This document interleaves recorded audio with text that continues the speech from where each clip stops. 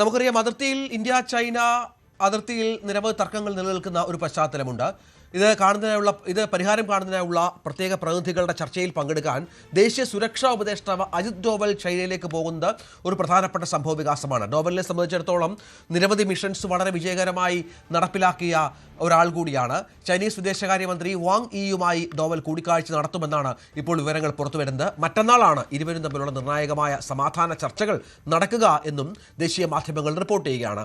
ഇത് വളരെ പ്രധാനപ്പെട്ട ഒരു വിവരമാണല്ലോ മനു. അജിത് ഡോവൽ നേരിട്ട് ഈ വിഷയത്തിൽ ഇടപെടുന്നു. നമുക്കറിയാം, പല വിഷയങ്ങളിലും ഫലപ്രദമായ രീതിയിൽ കേന്ദ്ര സർക്കാരിന് ഫലം ഉണ്ടാക്കി കൊടുത്ത ഒരാൾ കൂടിയാണ് അജിത് ഡോവൽ, സംശയമില്ല. ഡോവലിന്റെ ഇടപെടൽ ഇന്ത്യ ചൈന വിഷയത്തിൽ ഒരു മാറ്റമുണ്ടാക്കുമെന്ന് പ്രതീക്ഷിക്കാം.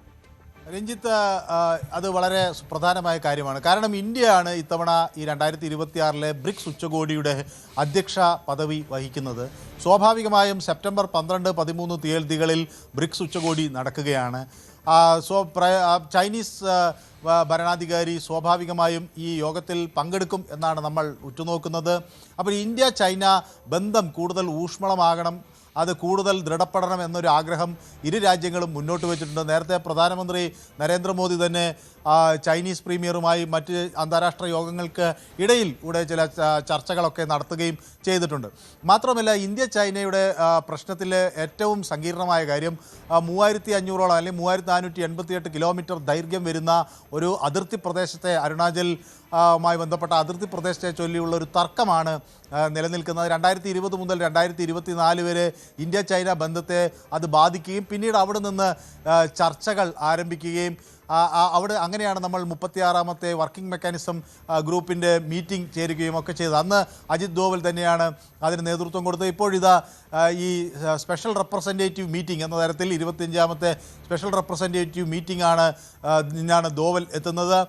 തുടർന്ന് ഈ അതിർത്തി പ്രദേശങ്ങളിലെ തർക്ക വിഷയം അവിടെ ചർച്ചയാകും.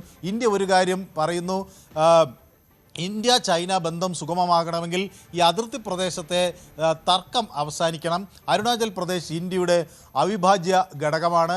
അത് നേരത്തെയും അവിഭാജ്യ ഘടകമായിരുന്നു.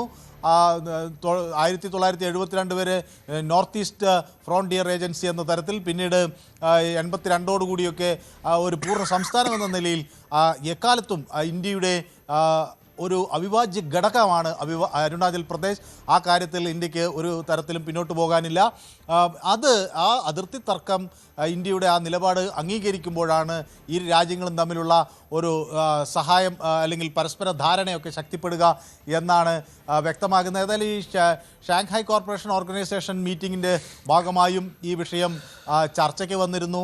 ഇരു രാജ്യങ്ങളും തമ്മിലുള്ള വിസ ബന്ധങ്ങൾ, അതിനൊക്കെ ചില ഇളവുകൾ, വിസ ഒക്കെ കുറേ കൂടി ലളിതമാക്കുക, ഇങ്ങനെയൊക്കെയുള്ള ചില ചർച്ചകൾ അന്ന് നടന്നിരുന്നു. കുറേ കൂടെ വ്യാപാര സൗഹൃദമാവുക, വിസ ഇളവുകൾ നൽകുക, അതുപോലെ അതിർത്തികളിൽ ഡീഎസ്കലേഷൻ, ആയുധം ഇല്ലാതെ, അതുപോലെ അവിടെ സൈനിക വിന്യാസം കുറയ്ക്കുക തുടങ്ങിയ കാര്യങ്ങൾ ഒക്കെ വലിയ തോതിൽ ചർച്ചയായിരുന്നു. അപ്പോൾ അതിൻ്റെ ഒരു തുടർ ചർച്ചയാണ് വരുന്നത്. സെപ്റ്റംബർ 12, 13 തീയതികളിൽ ബ്രിക്സ് ഉച്ചകോടി നടക്കുമ്പോൾ ഈ പ്രധാനമന്ത്രി ഒരുപക്ഷെ ഷീ ജിൻപിങ്ങുമായി കൂടിക്കാഴ്ച നടത്തിയേക്കും.